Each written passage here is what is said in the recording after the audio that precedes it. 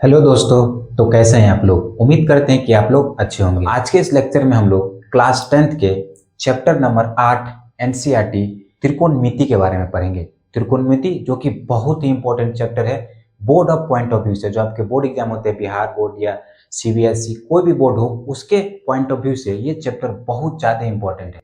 कम से कम 20 number objective और subjective मिला के तो फिक्स ही रहता है।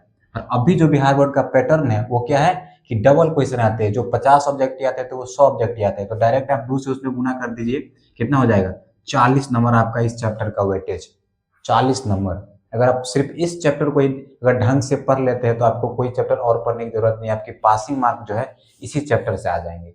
तो आप लोग इस चीज से अंदाजा लगा सकते हैं कि ये चैप्टर पढ़ना कितना जरूरी है और कितने अच्छे से पढ़ना जरूरी है। ये चैप्टर जो है आपके बोर्ड के पॉइंट ऑफ व्यू से बहुत ज्यादा इंपॉर्टेंट होने वाली है। एक एक चीज के बारे में बताएंगे इस चैप्टर में, एक एक सवाल बताएंगे कि सवाल किस तरह से आते हैं बोर्ड में, उसका पैटर्न भी बताएंगे और बताएंगे कि सवाल कैसे लिखना है ताकि आपका एक भी नंबर नहीं कटे एग्जाम में। ठीक है, चलिए इस चैप्टर को हम लोग शुरुआत करते हैं। तो क्या है? चैप्टर का नाम है आपका त्रिकोणमिति का परिचय, यानी इंट्रोडक्शन ऑफ त्रिकोणमिति। त्रिकोणमिति जिसको अंग्रेजी में कहा जाता है ट्रिग्नोमेट्री। और ये जो त्रिकोणमिति शब्द है ना मेरे भाई, वो त्रिकोणमिति शब्द जो है 3 शब्दों से मिलकर बना हुआ है। त्रिकोण प्लस मिति। त्रिकोण प्लस मिति। देखो हमने लिखा हुआ है त्रिकोण प्लस मिति। त्रि मतलब होता है 3, कोण मतलब होता है, कोण का मतलब तो कोण ही होता है, मिति मतलब होता है माप। माप यानी मेजरमेंट। हम 3 कोणों का मेजरमेंट कैसे करेंगे? ठीक है, तो सबसे पहले जान लो कि त्रिकोणमिति जो है 3 शब्दों से जुड़कर बना है। त्रिकोण प्लस मिति। त्रि का मतलब होता है 3, कोण का मतलब होता है कोण, और मिति का मतलब माप। माप यानी मेजरमेंट, हम किस तरह से मेजरमेंट करते हैं। ठीक है, 3 कोणों का मेजरमेंट। तो अब हम लोग जानेंगे कि त्रिकोणमिति का अर्थ क्या होता है। अब हम लोग जानेंगे कि त्रिकोणमिति का अर्थ क्या होता है। तो त्रिकोणमिति का अर्थ होता है 3 कोणों से बनने वाली आकृति, यानी 3 कोणों से जो 3 कोणों से बनने वाली त्रिभुज की माप हम किस तरह से करेंगे। त्रिकोणमिति का अर्थ सिंपल है कि 3 कोणों से बनने वाली आकृति त्रिभुज की माप। 3 कोणों से बनने वाली आकृति त्रिभुज की माप। तो सबसे पहले हमने क्या जाना कि त्रिकोणमिति हो क्या। त्रिकोणमिति का इंट्रोडक्शन, त्रिकोणमिति का परिचय कि त्रिकोणमिति जो है 3 शब्दों से जुड़कर बना हुआ है। त्रिकोण प्लस मिति यानी 3 कोणों का माप। और तो अब दूसरा हमने जाना कि त्रिकोणमिति का अर्थ क्या होता है। त्रिकोणमिति का अर्थ होता है क्या? 3 कोणों से बनने वाली आकृति की माप। ठीक है, अब हम लोग जानेंगे कि डिफिनीशन यानी परिभाषा क्या होती है। त्रिकोणमिति कहेंगे किसे? कोई आपसे पूछ सकते हैं बताओ त्रिकोणमिति किसे कहते हैं, तो उसके लिए एक डेफिनेशन है। देखो डेफिनेशन क्या है कि गणित की वह शाखा, क्या है? गणित की वह शाखा जिसमें त्रिभुज के 6 अंग। गणित की वह शाखा जिसमें त्रिभुज के 6 अंग। 6 अंग कौन कौन से होंगे? देखो एक त्रिभुज, एक त्रिभुज है, ठीक। इसमें देखो 3 भुजा होते हैं, 3 कोण। ये आपके 3 कोण, ये 3 कोण, ये फर्स्ट 1 2 3 कोण, और ये आपके 3 भुजा। ये आपकी फर्स्ट भुजा है, ये सेकंड भुजा और ये थर्ड भुजा। तो टोटल कितने हो गए? आप लोग याद रखिए कि त्रिभुज के 6 अंग होते हैं। 6 अंग कौन कौन होते हैं? 3 भुजा और 3 कोण। देखो 3 भुजा, पहला भुजा, दूसरा और तीसरा भुजा। 3 भुजा हो गया, 3 कोण देखो, एक कोण, 2 कोण और ये तीसरा कोण। तो त्रिभुज के 6 अंग होते हैं। तो वही देखो डेफिनेशन में, गणित की वह शाखा जिसमें त्रिभुज के 6 अंगों में होने वाली पारस्परिक संबंधों का अध्ययन किया जाता है उसे हम लोग क्या कहते हैं? त्रिकोणमिति कहते हैं। पूछ सकता है आपसे कोई त्रिकोणमिति किसे कहते हैं? पूछ सकता है, नॉर्मली पूछता भी है कि त्रिकोणमिति किसे कहते हैं बताओ। क्लास में भी टीचर पूछते हैं, हम भी पूछ सकते हैं कि बताओ भैया तुमने त्रिकोणमिति पढ़ा है, त्रिकोणमिति कहते किसे हैं? तो उसके लिए डेफिनेशन है कि गणित की वह शाखा जिसमें त्रिभुज के 6 अंगों में होने वाली पारस्परिक संबंधों का अध्ययन किया जाता है उसे हम त्रिकोणमिति कहेंगे। और वो 6 अंग कौन कौन है? 3 भुजा और 3 कोण। 3 भुजा देखो आपका ये हो गया पहला भुजा, दूसरा और ये तीसरा भुजा। कोण 3 3 देखो, 1 2 और ये 3 कोण। ठीक है, त्रिभुज में कितने अंग होते हैं? तो 6 अंग होते हैं, 3 भुजा और 3 कोण। ठीक है, उम्मीद करते हैं कि समझ में आ गया होगा। तो हम लोग त्रिकोणमिति के बारे में, त्रिकोणमिति किन किन शब्दों से जुड़कर बना है वो हमने पढ़ लिया। त्रिकोणमिति का अर्थ क्या होता है ये भी हमने पढ़ लिया, और त्रिकोणमिति कहेंगे किसे हमने ये भी पढ़ लिया। अब हम लोग पढ़ेंगे कि त्रिकोणमिति अनुपात क्या होती है। अनुपात यानी रेशियो। त्रिकोणमिति अनुपात क्या होती है? आपसे पूछ सकता है कि बताओ त्रिकोणमिति में कितने अनुपात होते हैं, टोटल कितने अनुपात होते हैं। तो आपका जवाब देना है कि त्रिकोणमिति में कुल 6 अनुपात होते हैं। त्रिकोणमिति में कितने अनुपात होते हैं? तो 6 अनुपात होते हैं। देखो यही 6 आपके अनुपात होती है। पहला है sine, cos, tan, cosec, sec and cot. पहला क्या है आपका त्रिकोणमिति अनुपात? Sine, cos, tan, cosec, sec, cot. बस इसका नाम आप सुन लीजिए, इसका नाम आप इतना सुनेंगे कि आपके जबान पे रटा जाएगा। इतना बारी चैप्टर में साइन, कॉस, टेन, ये 10th क्लास में ही नहीं, आप चाहे कहाँ भी चले जाओ, आप 11th में, 12th में, या फिर आप इंजीनियरिंग में चले जाओ, कहीं भी चले जाओ, ये sine, cos, tan, cosec, cot कहीं भी आपका पीछा नहीं छोड़ने वाला है। हमेशा ये मैथ में त्रिकोणमिति चैप्टर हर जगह है ही। आप चाहे इंजीनियरिंग कर लो या फिर आपको अदर कोई भी कोर्स कर लो, सब में अगर मैथ होगा तो उसमें ये चैप्टर आएगा ही। और चैप्टर आएगा त्रिकोणमिति तो ये 6 अनुपात आपको जरूर देखने को मिलेगा। Sine, cos, tan, cosec, sec and cot. तो इसको पढ़ने से पहले हम लोग जानने की एक बेसिक है जो आप लोगों को शायद पहले से पता भी होगा कि पाइथागोरस प्रमेय क्या होता है। पाइथागोरस प्रमेय, तो पाइथागोरस प्रमेय क्या होता है? पाइथागोरस प्रमेय होता है कि कर्ण का स्क्वायर अन्य दो भुजाओं के वर्गों के योगफल के बराबर होता है। तो हम लोग सबसे पहले जानते हैं कि कर्ण पहचानेंगे किसे, लंब कैसे पहचानेंगे, आधार कैसे पहचानेंगे, आइए जानते हैं। ये आपका एक समकोण त्रिभुज है। और एक चीज और आप लोग जान लीजिए कि त्रिकोणमिति में जब भी बात होगा तो वो सिर्फ समकोण त्रिभुज का ही बात होगा, जब भी कोई दूसरा त्रिभुज नहीं आएगा।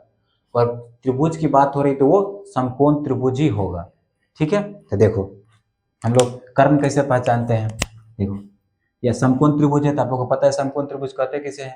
90 डिग्री वाले कोण को हम लोग क्या कहते हैं? समकोण त्रिभुज कहते हैं। वैसा त्रिभुज जिसका एक कोण 90 डिग्री का हो उसे हम लोग क्या कहते हैं? समकोण त्रिभुज कहते हैं। पूछ सकते हैं समकोण त्रिभुज कहते किसे हैं? तो वैसा त्रिभुज जिसका एक कोण 90 डिग्री का हो उसे हम लोग क्या कहते हैं? समकोण त्रिभुज कहते हैं। तो देखो ये कोण आपका ये 90 डिग्री है, मान लो ये आपका 90 डिग्री है। तो बस हमेशा के लिए दिमाग में आपने फिट कर लीजिए कि 90 डिग्री के सामने वाली भुजा कर्ण कहलाती है। कर्ण को अंग्रेजी में हाइपोटेनस, शॉर्ट फॉर्म में एच लिखते हैं। 90 डिग्री के सामने वाली भुजा क्या कहलाती है? आपकी कर्ण कहलाती है। देखो कर्ण, ठीक है, 90 डिग्री के सामने वाली भुजा कर्ण, यानी इसको हाइपोटेनस एच स्मॉल से सूचित करते हैं। ठीक है, और देखो जिस एंगल से हम बात करेंगे, जैसे हमने ये एंगल चूज किया, इस एंगल से अगर हम ये कोण चूज कर रहे तो इस कोण के सामने वाली भुजाएं जो क्या कहलाएगी? आपकी लंब कहलाएगी। लंब, अंग्रेजी में इसको परपेंडिकुलर बोलते हैं, स्मॉल पी से सूचित करते हैं। ठीक है, लास्ट आपकी बच्ची जो लास्ट में बच जाता है वो आपका आधार होता है। क्या होता है? आधार, यानी बेस। इसको अंग्रेजी में क्या बोलते हैं? बेस। आधार को बी से सूचित करते हैं। ठीक है, तो सबसे पहले क्या है कि 90 डिग्री के सामने वाली भुजा क्या कहलाती है? कर्ण। कर्ण हमेशा, एक चीज और याद रखिए इसमें कि कर्ण हमेशा फिक्स रहती है, बट लंब और आधार फिक्स नहीं होती है। लंब और आधार अपने अकॉर्डिंग आप चेंज कर सकते हैं। जैसे हमने अभी ये एंगल लिया, आप चाहते तो ये एंगल ले सकते थे। चलो एक और त्रिभुज बनाते थे। जैसे ये आपका मान लो एक और त्रिभुज है, ये 90 डिग्री, तो 90 डिग्री के सामने वाला भुजा तो हमेशा कर्ण होता है, हमने बताया है। ये आपका कर्ण हो जाएगा। यहाँ पर हमने किस एंगल की बात की थी? एंगल ये, मान लो इसका कुछ नाम दे दो। ये आपका हो जाएगा ए, अच्छे से लिख लेते हैं। इसका नाम हो जाएगा मान लो ए, ये हो जाएगा आपका बी, और ये हो जाएगा सी। तो हमने कौन सा एंगल लिया? Angle C. और यहाँ पर हम एंगल लेंगे ए बी सी। अभी हम मान लो ये एंगल ले लिए, तो इसके सामने वाला ये हो जाएगा आपका लंब, लंब यानी परपेंडिकुलर पी। और ये जो बच गया क्या हो जाएगा? आपका आधार हो जाएगा।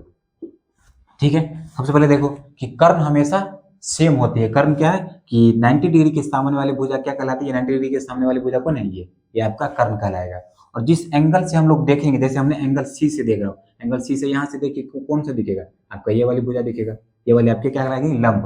तब कर्ण और लंब पता चल गया, तो बस बच कौन रहा है? एक भुजा बच रहा है, तो वो भुजा क्या हो जाएगी? आपकी आधार। क्या हो जाएगी? आधार। तो कर्ण, लंब और आधार पहचानने में आपको कोई दिक्कत नहीं है। एक बार और समझ लीजिए कि 90 डिग्री के सामने वाली भुजा क्या कहलाएगी? आपकी कर्ण कहलाएगी। और हम जिस एंगल से देखेंगे, जैसे हम मान लो यहाँ पर एंगल ए से देख रहे थे, एंगल ए से देख रहे तो कौन सा दिखेगा? ये नीचे वाला, ये आपका लंब हो जाएगा। आप अपने अकॉर्डिंग एंगल चेंज कर सकते हैं, बट कर्ण हमेशा फिक्स रहती है। आपको ये पूरा समझ में आ गया? चलो इसको मिटा लेते हैं, समझने के लिए आपको बताए थे। अब आगे हम लोग बढ़ते हैं, पाइथागोरस प्रमेय होता क्या है हम उसके बारे में जानते हैं। चलिए, तो पाइथागोरस प्रमेय क्या होता है? मैंने पहले ही बताया कि कर्ण का स्क्वायर, कर्ण का स्क्वायर अन्य दो भुजा कौन कौन है आपके? एक हो गया आपका लंब और एक हो गया आधार, उनके योगफल के बराबर होते हैं। देखो पहला क्या है आपका? लंब, लंब का स्क्वायर प्लस आधार का स्क्वायर, आधार का स्क्वायर। तो पाइथागोरस प्रमेय क्या कहता है कि कर्ण का स्क्वायर अन्य दो भुजाओं के वर्गों के योगफल के बराबर होता है। यही आपका पाइथागोरस प्रमेय। आपसे कोई भी पूछेगा कि पाइथागोरस प्रमेय क्या होता है तो आपको यही जवाब देना है कि कर्ण का स्क्वायर अन्य दो भुजाओं के वर्गों के योगफल के बराबर होता है। और ये जो है आपकी क्लास 10th में ही थ्योरम भी है। थ्योरम नंबर शायद आई थिंक 8 है आपका, कि प्रूव कीजिए कि एक समकोण त्रिभुज में कर्ण का वर्ग अन्य दो भुजाओं के वर्गों के योगफल के बराबर होता है कि नहीं। ये आपके क्लास 10th में भी है। और पाइथागोरस प्रमेय तो हमको लगता है क्लास 5th से ही स्टार्ट हुआ था, 5वां 6ठा 7वां में ये चीजें स्टार्ट हुआ था। कर्ण का स्क्वायर अन्य दो भुजाओं के वर्गों के योगफल के बराबर। इसको शॉर्ट में लिखना था और शॉर्ट कर सकते हो। देखो कर्ण को हम लोग क्या बोलते हैं अंग्रेजी में? हाइपोटेनस। हाइपोटेनस यानी एच, स्क्वायर है तो स्क्वायर बराबर। लंब को क्या बोलते हैं? परपेंडिकुलर यानी पी, स्क्वायर है तो स्क्वायर। आधार को क्या बोलते हैं हम लोग? बेस यानी आधा बी। ये आपका क्या हो गया? पाइथागोरस प्रमेय। इसी को हम लोग पाइथागोरस प्रमेय कहते हैं। ठीक है। अब जो हमने ये एंगल लिया था सी, इसका कुछ नाम दे देते हैं। अभी तो हम नाम दे रहे हैं, मान लो थीटा नाम देंगे इसका। क्या नाम देंगे आपका? थीटा। ठीक है, देखो थीटा यही से लिखा था थीटा, बस इसको नाम से याद रखिए क्या है? थीटा है। बाद में ये थीटा जो है चेंज होती रहती है। कभी आपका थीटा हो जाएगा 60 डिग्री, कभी हो जाएगा 32 डिग्री, कभी 45 डिग्री, कभी 90 डिग्री, यहाँ तक ये थीटा जाती है। ठीक है, चलो हम लोग त्रिकोणमितीय अनुपात पे आते हैं। हम लोगों ने पाइथागोरस प्रमेय समझ लिया क्या होता है, कर्ण कैसे पहचानते, लंब कैसे पढ़ते, आधार कैसे पहचानते, हमने सब जान लिया। अब जो हमारा जो चैप्टर है त्रिकोणमिति, त्रिकोणमितीय अनुपात हम लोग जानने वाले 6 अनुपात, उसके फॉर्मूले के बारे में जानते हैं, जिससे हम लोग सवाल बनाएंगे, जिसमें बिहार बोर्ड में क्वेश्चन आते हैं, सीबीएसई में क्वेश्चन आते हैं, जिस बेस पे उसी फॉर्मूला को हम लोग पढ़ेंगे। देखो आपका पहला क्या है? देखो साइन, हमने एंगल क्या ले लिया? थीटा। अगर वहां पे हमने 60 डिग्री लेता तो सब जगह क्या हो जाता आपका? 60 डिग्री लेता। अगर हम 90 डिग्री लेते तो सब जगह क्या होता है? 90 डिग्री। हमने क्या लिया वहां पर? थीटा, इसलिए हम हर जगह थीटा देंगे। क्या हो जाएगी? Sine theta, cos theta, tan theta, cosec theta और सेक थीटा और कॉट थीटा। ये आपकी 6 अनुपात है त्रिकोणमिति के। बस आपको 3 फॉर्मूले याद करने पड़ेंगे। 3 फॉर्मूले दोस्तों याद ही करने पड़ेंगे। वैसे तो आपको यूट्यूब पे बहुत सारा मिल जाएगा ट्रिक, वो ट्रिक, फलामा ट्रिक, चिनामा ट्रिक। अब ट्रिक से याद करें चाहे वैसे याद करें, याद आपको ही करना है। बस 3 फॉर्मूले याद कीजिए, 3 अपने आप याद हो जाएंगे। मैं जिस तरह से बता रहा हूँ उस तरह से देख लेंगे। देखो तो पहला फॉर्मूला होता है साइन थीटा बराबर होता है आपका, साइन थीटा बराबर होता है लंब बटा कर्ण। साइन थीटा बराबर होता है आपका लंब बटा कर्ण। लंब यानी क्या हो जाएगा आपका? पी, और कर्ण यानी एच। एक फॉर्मूला ये हो गया। दूसरा है आपका कॉस थीटा। दूसरा क्या है? Cos theta. कॉस थीटा का फॉर्मूला होता है आपका आधार, आधार बटा कर्ण, आधार बटा कर्ण। आधार यानी बेस बी, और कर्ण को किससे? एच से, हाइपोटेनस। तीसरा है आपका टेन थीटा। टेन थीटा बराबर होता है आपका लंब बटा आधार, लंब बटा आधार। लंब यानी पी, परपेंडिकुलर आधार यानी बी। ये 3 फॉर्मूले आपको याद ही करने पड़ेंगे। बाकी के जो 3 है कोसेक, सेक, कॉट, वो आपको खुद ही याद हो जाएंगे। ठीक है, तो पहला साइन थीटा। साइन थीटा बराबर क्या होता है? लंब बटा कर्ण यानी पी बाई एच। पी आपका हो गया परपेंडिकुलर, एच हो गया हाइपोटेनस। को शॉर्ट में याद रखना, इसे याद करना थोड़ा मुश्किल लग रहा है कि लंब पूरा लिखने में भी टाइम लग रहा है, इसे पी बाई एच सीधा याद रखो। पी यानी परपेंडिकुलर, एच यानी हाइपोटेनस, और कॉस थीटा बराबर होता है आपका बी बाई एच यानी आधार बट्टा कर्ण। टेन थीटा बराबर होता है आपका लंब बटा आधार यानी पी बाई बी। अब जो ये 3 आपके बच रहे, 3 तो हमने बोला कि 3 आपको याद करने पड़ेंगे, बाकी खुद ही याद हो जाएंगे। ये 3 आपने याद कर लिया। अब जो ये चौथा है आपका कोसेक, कोसेक और एक सेक, और ये अगला एक कॉट थीटा। तो कोसेक जो होता है वो साइन का उल्टा होता है। साइन, कोसेक जो है आपका किसका उल्टा होता है? साइन का। देखो साइन में क्या है? लंब बट्टा कर्ण। क्या है? लंब बट्टा कर्ण। इसको उल्टा कर दो, कर्ण को ऊपर भेज दो, आपका हो जाएगा कर्ण। अब बटा इसके ऊपर में क्या था? लंब, तो इसको हम नीचे ले लेते हैं, ये हो जाएगा आपका लंब। यही हो जाएगा आपका कोसेक थीटा का, कोसेक थीटा का फॉर्मूला। कर्ण यानी एच, बट्टा में लंब यानी पी। देखो इसी का उल्टा है कि नहीं? साइन थीटा का। यहाँ क्या है? पी बाई एच, यहाँ एच बाई पी। यहाँ क्या है? पी बाई एच और यहाँ एच बाई पी। वैसे ही सेम ये भी, ये जो है किसका उल्टा है? आपका कॉस थीटा का उल्टा है, सेक थीटा। देखो कॉस थीटा बराबर क्या था? आधार बट्टा कर्ण। यहाँ क्या हो जाएगा? कर्ण बट्टा, कर्ण बट्टा आधार। कर्ण बट्टा आधार, कर्ण यानी h और आधार यानी b। देखो कॉस थीटा बराबर क्या था, b बाई एच, और यह क्या हो गया, वही h बाई b। उसी को उल्टा कर दिया, जो नीचे था उसको ऊपर, जो ऊपर था उसको नीचे। लास्ट में बच रहा है आपका कॉट थीटा। लास्ट में क्या बच रहा है, कॉट थीटा। कॉट थीटा किसका उल्टा होता है, देखो ये tan थीटा का उल्टा होता है। tan थीटा बराबर क्या है, लंब बट्टा आधार। यहाँ क्या हो जाएगा, आधार बट्टा लंब, आधार बट्टा में हो जाएगा लंब, लंब आधार यानी b और लंब यानी p। यही आपके 6 फॉर्मूले जो आपकी पहली चैप्टर है त्रिकोणमिति का परिचय, जो 8.1 आपके प्रश्नावली एक एनसीईआरटी में टोटल 11 सवाल है। शायद मैं सारे सवाल कराने वाला हूँ, और उदाहरण जो है वो भी कराने वाला हूँ। पहले मैं उदाहरण बनवाऊंगा, फिर उसके बाद चैप्टर पे आऊंगा, उसके एक एक सवाल, और फिर जो बिहार बोर्ड में अभी तक क्वेश्चन इस चैप्टर से रिलेटेड पूछ चुके हैं, चाहे वो ऑब्जेक्टिव हो सब्जेक्टिव, वो भी मैं क्वेश्चन सारे कराने वाला हूँ। आप लोग बिल्कुल भी चिंता मत करें, मैं एक एक सवाल बताऊंगा, और सवाल पूरा समझा के ऐसा बताऊंगा कि आपको सेम उसी तरह उसी पैटर्न पर लिखना है, तो आपके एक नंबर भी एग्जाम में नहीं कटेंगे। जैसे मैं बताता जाऊंगा आपको, वैसे अगर एग्जाम में इस चैप्टर से सवाल आते हैं तो आपको उस तरह से बनाना है, ठीक है। चलिए, ये आपको 3 फॉर्मूले मैंने पहले बोला कि याद करना पड़ेगा, बाकी का 3 जो है उल्टा है, इतना आपको मेहनत करना ही पड़ेगा। बस इस चैप्टर में तो इतना ही है।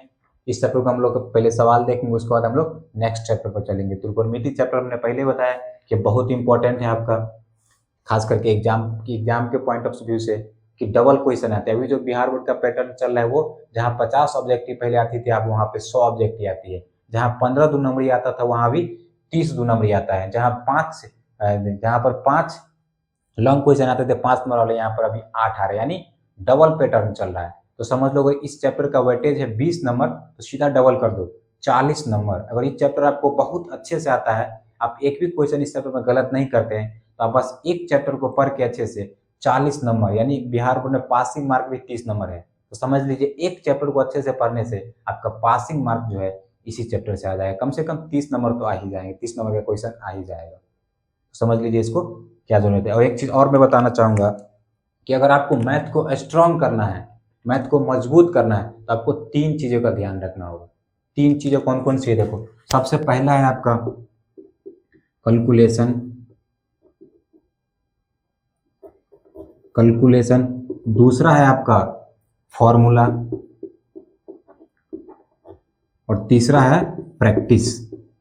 आप जितना ज्यादा प्रैक्टिस करते जाएंगे उतना ज्यादा आपका, देखो आपको अगर मैथ को स्ट्रांग करना, मैथ में अगर आपको अच्छे अंक लाने हैं, अगर मैथ को आप चाहते हैं कि हम अच्छे से समझ के पढ़े, तो आपको 3 चीजें करना ही पड़ेगा। पहला है आपका कैलकुलेशन। कैलकुलेशन क्या, कैलकुलेशन आपका ठीक होना चाहिए। कैलकुलेशन मतलब कि आपका जोड़ घटाव गुना भाग, इन चीजों में आप मिस्टेक ना करें। इन चीजों का आप जितना प्रैक्टिस करेंगे उतना अच्छा रहेगा। दूसरा है फॉर्मूला। मैथ में आपको अगर फॉर्मूला याद है तभी आप आगे बढ़ पाएंगे। पहला क्या है, कैलकुलेशन। आपको कैलकुलेशन सबसे अच्छे आने चाहिए, जोड़ घटाव गुना भाग में मिस्टेक नहीं करना है आपको। उसके बाद आपको फॉर्मूला याद रखना है, और तीसरा जो महत्वपूर्ण चीज है उसमें क्या है, प्रैक्टिस। अब जितना ज्यादा प्रैक्टिस करेंगे आपको उतना ज्यादा उसमें कॉन्फिडेंस आते जाएगा, क्योंकि मैथ जो है अक्सर प्रैक्टिस का ही खेल है। अगर आप मैथ को एक साल छोड़ दीजिए, आप कितना भी 30 मार्क खाए मैथ में, अगर आपने एक साल उसको प्रैक्टिस करना छोड़ दिया, फिर वो मैथ आपको छोड़ते जाता है, क्योंकि मैथ में प्रैक्टिस नहीं किया तो छूटते चला जाता है। इसीलिए मैथ को अगर आपको स्पेशली स्ट्रॉन्ग करना है, तो आपको 3 चीजों का हमेशा ध्यान रखना है। पहला है आपका कैलकुलेशन। कैलकुलेशन कैसे, जोड़ घटाव गुना भाग। दूसरा है आपका फॉर्मूला, आपको फॉर्मूला याद रखना है। और तीसरी जो मैन है वो आपकी प्रैक्टिस।